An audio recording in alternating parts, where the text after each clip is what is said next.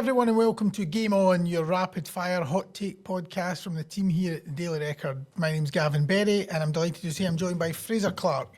Every Friday, we'll tackle all the big issues in Scottish sport and beyond, head on and against the clock. There'll be no messing about, as we'll need to get to the point before the whistle blows.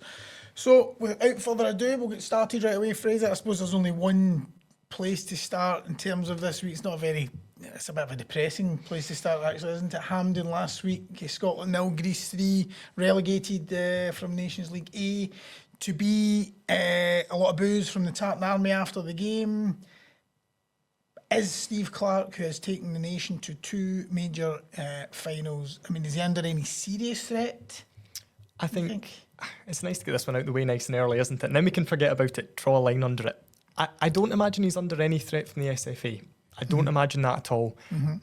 But I think that could change by the end of this year. I certainly think that we saw an element of the fans running out of patience. Mm-hmm. Like that was quite a strong Hampden reaction, especially to the Billy Gilmore sub. That was a really strong reaction when that decision got booed. And I wonder, with this kind of quick-fire qualifying, format that we've got Denmark away and then Belarus away. Mm-hmm. If we don't win at least the Belarus game, you start to wonder, will they panic or will somebody panic somewhere? So you're seeing change, you think it could change by the end of the year? What in terms of the SFA's thinking? But surely there's an argument then, if there is a possibility of that you make a change now. Do you go into a World Cup qualifying campaign if there's even the slightest doubt in your head that this is the man for the job? I think he's got the credit in the bank, doesn't he? Yeah. The two Euros qualifications, the fact that, if we were having this conversation, two Thursdays ago, this wouldn't have even come into our mind, I don't think. So I think he's got enough credit in the bank that he deserves the chance above all else. He did. But let's look at the facts. 1 win in 10 at Hampden. If you're a Scotland fan, if you're in the SFA, that's not a good look, is it? That's about as bad a run as we've had in a long time. That's a little bit of my concern, Fraser. Everything is about what he has done. It's about Steve Clarke has done this. He deserves credit in the bank. It's a lot of, and maybe even the way he is with players, it's what they have done. It's about loyalty. We're talking about a World Cup. We haven't been there since France 98. You don't get any second chances. The World Cup qualifying campaign is coming around in September. That's the next competitive game. And we're going into it in this, this mood. I think that's a very good point in terms of what he has done. I think that does earn him a lot of time, and I think we've seen the SFA have been patient in the past. On that loyalty, there are decisions that sort of stuck in my mind. Grant Hanley is the one, and I think Grant Hanley gets battered almost unfairly from pillar to post. He's a bit of a whipping boy. We've got Scott McKenna playing week in, week out in La Liga. Grant Hanley not playing in the third tier of English football.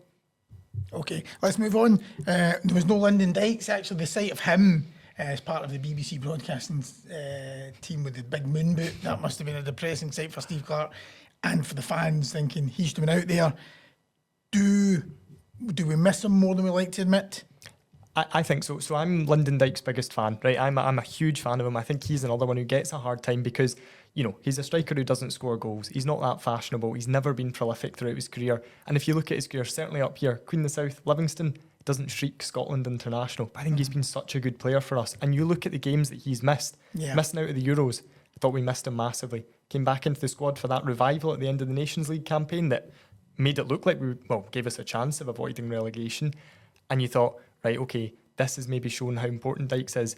We go and turn in a performance like that against Greece, and it was horrendous and toothless. And Shea Adams, who was, I don't want to, you could single anyone out, I suppose, but Shea Adams, who was playing in that position, did himself no favours. And I think he's got 6 goals in his 37 appearances for Scotland. Lyndon Dykes, I think Lyndon Dykes has only got 9. It feels as if he scored more. I think because he scored big goals. I was going to say key moments. And he went on that run. He went on a kind of run of scoring the goals. But Shea Adams' scoring record, it's not good enough. Dykes is the kind of go-to guy for Steve Clarke, isn't he? So, a huge miss, as he was in the Euros, of course. And who is going to be, who fills that void? So do we have an option that's better? I think there's a lot of hope on George Hurst to be that man. He certainly seems similar in profile to Dykes. Mm-hmm. Not seen an awful lot from him, but it's very, very early days. Tommy Conway, I think he's been playing a bit deeper for Middlesbrough. Again, we've not seen a great deal of him. So if we've not got Dykes, there's not another option that's screaming out as being better. And until there is, I think we missed Dykes hugely. Yeah, and when we were playing so well, when we have been playing at our best, Dykes, he's key to everything. He's a focal point, isn't he? He's central to so much of how Scotland play. And then when you remove that, a lot of the rest collapses.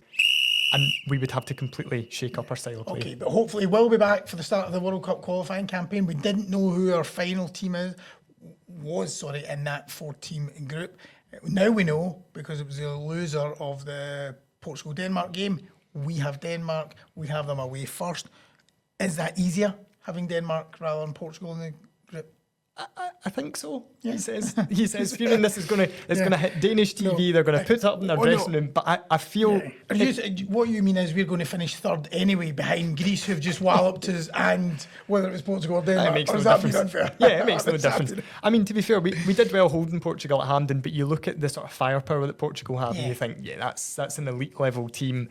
Denmark are maybe just a wee level, still a level above Scotland. They're still a top level team, but they're just that wee level. Because it was great to get that 0-0 draw in the Nations League at home to Portugal. Obviously, Ronaldo going storming down the tunnel in the huff, and was so unlucky over there as well. Of course, with a late goal. But if you look at those games, or certainly the away game, I mean, they could have scored 4 or 5. On another night, they would score 4 or 5. The home game, the game at Hampden as well. Portugal, we rode our luck a bit. You just feel, certainly at home against Denmark, you would fancy us to possibly get something from the game. And more than Falkirk. More than Portugal. I tell you what, Falkirk would be a big task as well. That's for later. Falkirk would be a big ask. Yeah, no, I agree. And if you think of one of the most iconic, and this is me looking back in, one of the most iconic wins of the Steve Clarke era, I think it's that Denmark game at home. That was a brilliant performance, and they can take. Okay, it was a good few years ago now, but that should give belief. And you have to see Denmark had already qualified, hadn't they? I think they had. I think they'd won every game. I think they had at that point because they were really, really strong at that point. But going into but to take nothing away from Scotland, you're right. That was a great night. It was a great night. And this is, I believe, as we're recording this is the 2-year anniversary of the Spain game. Oh yes. So just on the subject, that's what Scotland are capable of, and that's maybe more credit that he's got in the bank, Steve Clarke. I think Denmark it shouldn't be daunting. It should be winnable. Certainly at home, like you say. And can you see us going across to Denmark and getting a point? I don't think that's beyond the realms of possibility. I mean, we've managed to win in Greece where nobody else has. It shouldn't be as daunting as Portugal would have been. Yeah. International Week always throws up stories with a club angle to it. Rangers midfielder Nico Raskin, he's already had a good season. He went on international duty on the back of great display against Celtic, scored of course, and then made his debut off the bench, and then made his first start for Belgium. The tills could be ringing at Ibrox now. What kind of fee do you think Rangers could command for Nico Raskin? So I was thinking about this on the way in, and I was trying to price him up, like where would I compare him to other players? And I think this might largely come down to Rangers' run in the Europa League. Mm-hmm. So if Rangers can get to the final of the Europa League, a huge ask, then you would say that's him putting himself in the big stage. If they've got to the final of the Europa League, Raskin has played well. He's then a Belgian international, excelling in club football on an international stage. What was it they got for Bassey? Somewhere in the region of 19 million? Yeah. I don't think you would get quite that much. No. But maybe they should be looking at 10 million, 12 million, because this is a Belgian international. Yeah. I mean, I think it's great, first of all, to see a player from Scotland playing and now forcing his way into the Belgian plans for such a strong team. Yeah. And Fraser, in the west of Scotland, everything is viewed through the prism of Celtic and Rangers. So Rangers fans are now saying, well, Nico Raskin replaced Ronnie Engels in the Belgium squad. Celtic paid 11 million for Ronnie Engels. Nico Raskin is better than Ronnie Engels, so surely then £11 million.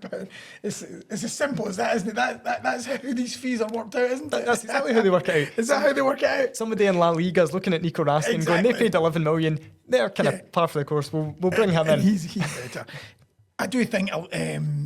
I think if somebody comes in with 10 million in the summer, I think this is the part that Rangers have to get right. They haven't done it well enough. Selling players at the right time and getting the right fee, what I'm going to say, Rangers fans, hey, this is what we are now here for. We're going to bring players in, we're going to make them star in Scotland, and then we're going to sell them on to our sister club down south. Yeah. It's not a nice thought for Rangers fans potentially, but if it brings in big money and if it brings in talented players, maybe they might just have to go along with it. Yeah, you touched on the Europa League there, Fraser. a warning from, we already had the warning, UEFA, unhappy with a racist and or discriminatory banner, keep woke foreign ideologies out, defend Europe. Rangers have come out with a hard-hitting statement, lifetime bans for anyone involved in the banner, UEFA threat of closing the Copeland Road stand for a future game. If they offend again. Were you surprised at how hard-hitting the statement was? How severe the threat of punishment? I think in light of Rangers' original statement, when they said these people are not welcome at Ibrox, they almost didn't leave themselves any option. If you say these people are not welcome at our football club, then they can't be welcome in 5 years, 10 years, 50 years, or whatever. I was surprised to see it in black and white, lifetime ban. I mean, that's an incredible punishment. Yeah. It sends out an incredibly strong message, and I wonder how much of this is aimed at ensuring it doesn't happen again from the UEFA point of view. Oh, totally. It sends that message to UEFA. We take what you've said very seriously. It will not happen again. Yeah. Draw a line under it. And Simon Jordan earlier on the week on radio was having a bit of a go at UEFA, calling them hypocrites. Who are they to decide? And I see a lot of Rangers fans, or some Rangers fans, sort of trying to argue the point and saying, well, look at what other clubs have done, and why are UEFA, coming down so hard on us, and shows how the banner was. But I think when UEFA come out with that, I think from the club's point of view, and given the fact where the club are just now in terms of negotiations over, prospective owners coming in, owners who will be all about brand, you can see then why they've done, and that's why I think the rest of the fans, even those who kind of agree and say, well, UEFA have got no right to do this to us, and what about those clubs? You can even see them saying, listen, doesn't matter. It's not an argument we're going to win. Let's just accept the club's stance here. Across the city, at Celtic, again, back to International Week, always throws up stories. Kasper Schmeichel, shoulder injury. We don't yet know just how severe it's going to be. But do you think Celtic should be looking at a new keeper in the summer? Kind of anyway. Anyway. Yeah, I wondered this as well. So I think it's fair to say Kasper Schmeichel has been good for Celtic. I maybe wouldn't go beyond that. I think he's been a good goalkeeper for them. Full stop. I wouldn't have said he's been exceptional. I don't know if he's been elite level. He is a player who, at his prime, was probably very close to world class. He's now 38. I think he's 39 later this year. Probably over that sort of hump of it. If he's out long term, then yes, they absolutely need to. If he's out shorter term, maybe it wouldn't be the worst thing in the world to start looking for another keeper. And I think it'll be interesting to see how Sinisalo comes in. But we're talking about a guy who played for Exeter City last year. Being an Exeter goalkeeper, being a Celtic goalkeeper, very different. And being a Celtic goalkeeper is such a unique position to play because 88 minutes, you're probably going to have very little to do. It's all about concentration. And I'm very interested to see how he gets on. Yeah. And the other thing I think we sometimes forget, just because there's been automatic qualification to the group stage, for so long, is that Celtic are going to have a Champions League qualifier. And it also shoulder injuries, that it's one of these ones sometimes when you get a shoulder injury, it can recur. They often recur, don't they? Yeah, shoulder injuries are a bad one as well in terms of confidence, I think, above all else, because if you think about the amount of force that's going through a keeper's shoulder, especially someone like Kasper Schmeichel, who is huge, and I know he's been panned for being overweight or whatever in the Danish media, which seems completely unfair to me. He's just a big guy. He's just got that natural big build. If you're landing however many stone he is on a shoulder 50, 60 times a week in training, probably more than that, it is going to play on your mind and it is going to worry you, and you're maybe not, it's going to take a long time to build up that strength back into it. If he's out longer term, I mean, he could be back in 2-3 weeks. If he's out longer term, it's going to take a while to build the strength back into it, and potentially he could be thrown into a Champions League qualifier not feeling confident in his own body. That's a huge worry. Yeah. Regardless of whether he gets into the Champions League group stage again, Fraser, or not, Brendan Rodgers, who comes up with these? Is Brendan Rodgers an all-time Celtic great? Surely he's an all-time great. I don't know if he is. No. Now, I'm not a Celtic fan. I feel like I can't decide that. It was Murdo McLeod who said it, who's obviously a good Dumbarton man as well. I would love to sit down with Murdo and talk about what makes an all-time Celtic great. So I don't know how qualified I am to say it. But I'm veering towards no. If we are talking about all-time Celtic greats, we are talking about Jock Stein. Would you put Brendan Rodgers in the category with Jock Stein? No, I would probably have him just behind Martin O'Neill. I mean, I think there's actually a debate of whether he's better than Martin O'Neill. I think Martin O'Neill edges him slightly he got to a European final for a start. He came in at a time when Rangers were the dominant force. I think, and it's not to take anything away from Brendan Rodgers, but he came in at a time when Celtic were at the top. It was easier, but he did take them on to another level, but he hasn't had the same kind of challenge from Rangers. There's no denying that. I would say that's almost something you can't blame Brendan Rodgers for. No, you can't, absolutely not. But listen, he won an invincible treble. Yeah. He won an invincible treble, regardless of, where Rangers were at that time or what state they were in. I'm sorry, but that's incredible. Yeah, that's an incredible feat. I just wonder, will he be considered the greats? And it might be something we need to sit down in 10 years' time and look at his legacy and see what it does. I think leaving for Leicester, still rankles with a lot of Celtic fans. Oh, I'm sure it does. But that might count against him. Now, whether that's fair, again, that's emotions coming into it. Whether that's fair, I don't know. But an all-time great, I mean, we're talking about one of the greatest ever. I think European success, that's what he needs. He needs European success. I think so. And if that means getting to a final, that might be enough. If that means if he was to go and win the Europa League, or if he was going to go and get to a Champions League final, that would maybe be enough. In fact, that would almost certainly be enough. Behind that, maybe it'll depend how strong Rangers are next season and for the next couple of years. I wouldn't want you judging me, Fraser, on success. A daily record all-time great. Oh, I don't know about that. Definitely not. You're a hard man to please. He's hoovered up trebles. Your Celtic manager, you're expected to win. We'll move to the other side of it. If a Dundee United manager was to get a treble, he'd be an all-time great. Are Dundee United, though, at risk of dropping out of that top six? Absolutely, there's every chance. It's all about momentum when you reach this stage of the season. I think Ross County at the weekend, I think it's just a huge game in the context of their season. 2 wins in 11, I think. That's in all competitions. I think if they lose against Ross County, I think they could be done for. They've got Hearts. Hearts obviously fighting to get into that top six. Hearts also with a Scottish Cup semi-final to look forward to.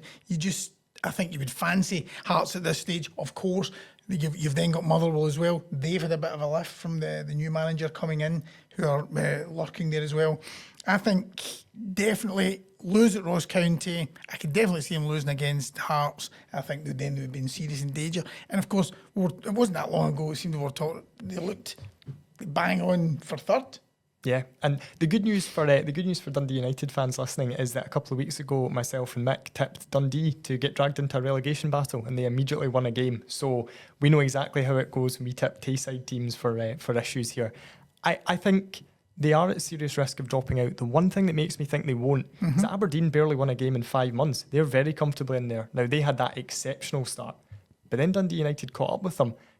It doesn't look like it's taken an awful lot to get in the top six, if that makes sense. Like, teams can afford to go on ropey runs. I mean, like you say, 2 wins in 11, both 1-0. That Derby defeat really, really must sting. I'm veering towards them maybe just having enough to get over the line. If they can get a result, like you say, the Ross County one is a massive one. They get a result there. I think they've got Hearts after that. Probably don't fancy them there, and then St Johnstone at home after that. Yeah, but St Johnstone for that. Yeah, but St Johnstone fighting for their lives. And if St Johnstone left Tannadice with a 1-0 win, would that surprise you in the slightest? No, not on current form. No, not at all. So I think I still think they will have enough to get there, but they're definitely in a battle that they wouldn't have expected to be in. We will switch to a team who will hope to be battling for the top six. A team who you've already mentioned, actually, as potentially causing Scotland problems. I don't know. Where did that even come from? That's where it came from. I knew it was coming. You're obviously keen to discuss Falkirk. Is their return to a Premiership a done deal? Well, I think you'd have to say that if they blew it at this stage, they don't deserve to be in the top flight, do they? I know Livingston have got that game in hand, but even if they win that, it's still a 4-point gap, I think. Even if Livingston win that, and that's assuming they win it. 5 games to go. To be honest, it's a tricky run. They've got three 3 of the top 5 in their remaining 5 games. They've also got Hamilton in there, Hamilton down there scapping, so they need the points for their own reasons. But I just think Falkirk, the way they've been going this season, I know it's squeaky bum time, I know there's going to be a few nerves, but they've just got far too big a lead to blow it. Yeah, I would agree with that. I saw a really good stat from our colleague Callum Carson, who covered Livingston for the West Lothian Courier, now at the Kilmarnock Standard.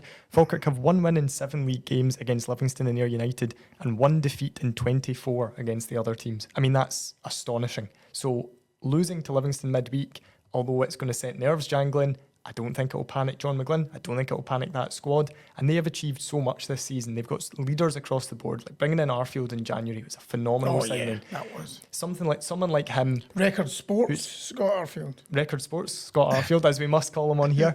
But bringing him in January as well, like he's not going to let the standards drop. I don't think anyone at Falkirk is going to be panicking. I think they'll be quietly confident that they can get the job done. And my Falkirk Sporting pals and our Falkirk Sporting colleagues will probably hate us for saying this now. They're going to be playing this back to us after they've somehow managed to blow the lead and Livingston win the league. Yeah, but they will be a great addition to the Premiership as well, you have to say. They've been out for far too long. You know, good, healthy home crowds, great travelling support. I think they will be If I was a Falkirk fan, I would be very confident about it. And they've got so much quality right throughout the team. I mean, we spoke about Arfield coming in. He's obviously the poster boy. But you look at the other players in that team, from Ross McKeever, from Ethan Ross, like so much quality going forward. And they've been defensively all season pretty much imperious. Yeah, so they'll be out of the Championship next season going up the way. Dunfermline, will they be out of the Championship going down the way? Because what a story that is. Neil Lennon going to Dunfermline. What a coup. Do you know... Well, first of all, Fraser, will Neil Lennon keep Dunfermline up, do you think? They're currently second bottom, but with a game in hand, haven't they, over Hamilton? I think he will. And I think what Neil Lennon will do is he'll come in and he'll simplify it. Dunfermline need to win games, full stop. That's all that matters to Dunfermline. They brought in Michael Tidser. I liked what Tidser had done at Kelty. I liked the appointment. Yeah. He was very set in his principles. He wanted his team playing possession-based football. He wanted them playing out from the back. It didn't go direct. And it was like, at all costs, we will continue. Almost Ange Postecoglou style. These are my principles. If you don't like them, you can leave. And he was so set in his ways that he almost couldn't see the way that they'd been dragged into that relegation battle. Mm-hmm. I think Neil Lennon will go in and it'll be win games. I don't care how you do it. I don't care if it's the ugliest 1-0s you've ever done. You go and win it. We know exactly how Neil Lennon will go about it. He'll go in and he'll rattle a few kgs and that's what he'll do. But I'm not convinced. I mean, you're still talking about the same group of players who have, you know, will know very quickly it'll go one way or the other, you know, and it's a tough start, you know, here in Livingston. If they were to lose those games, you know, I think they then play Hamilton, so it's a monumental game. But I'm not, obviously Wanyama, an incredible story. In fact, sorry to go off on a tangent here, but is that the biggest name to join the Scottish second tier? I think it must be. Yeah, I'm trying to think. I was going to say yes until I read the other day, and I couldn't believe they were in the second team when he said, I can remember it. Ravanelli? Frank Soze. Yeah, of course. Was Ravanelli in the Premier League? Yeah, when he joined? So I was trying to, because obviously Dundee had that crazy surely Soze has to be bigger than Wanyama, yeah? To go to the Championship? No. It's going to be quite close, isn't it? I think he's certainly the biggest. Won a Champions League finalist and won a Champions League winner, of course. Well, that's true. That does give Soze the edge there, doesn't it? But when you look at Wanyama's career, I mean, incredible. I suppose the big question is, there's 6 games to go or something like that. How fit is he? Yeah. How big a role can he play? Okay, from the lush green turf of East End Park, well, it's not really, is it? But no. It sounds good. To the green bays of the Crucible. You're our snooker man, Fraser.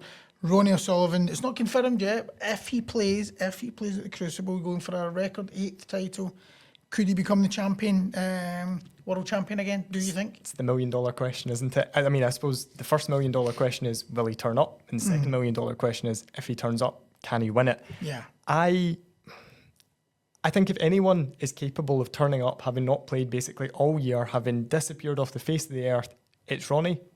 I don't think he can win it this year. I think that the quality is too strong across the board. That's the problem, isn't it? I mean, he has done it before, where he's come back after not. But you're right. It's the quality. The quality across the board now, and certainly from reading everything and listening to everything that's been said, you speak to Sean Murphy and he'll say, like, the quality now is higher than it has ever been. Yeah. And you think, right, can Ronnie come in at the age of 49 and somehow win this championship with so little queue time, and having broken his queue at the Champions League in January, the Championship League in January, he's got to learn how to play with a new queue now. That's not going to be easy. Like I said, if anyone can do it, it's going to be him. He's superhuman when it comes to it. I just think there's too much quality round about it. And the interesting thing will be, if he enters, he thinks he can win it. Because we had a Record Sport exclusive with Phil Seymour, the MC, who had said, if Ronnie enters, he's only entering because he believes he can win it. He is not going to enter that tournament to make if he up thinks, the numbers, no. Yeah, if he thinks he's going to get embarrassed, he'll just not turn up. He doesn't need the money, he doesn't need the profile. Ultimately, he doesn't need the hassle. So he will only enter that tournament if he thinks he can win it. And we've got 2-3 weeks of waiting to find out. I don't think anyone will believe it until he's actually stood there.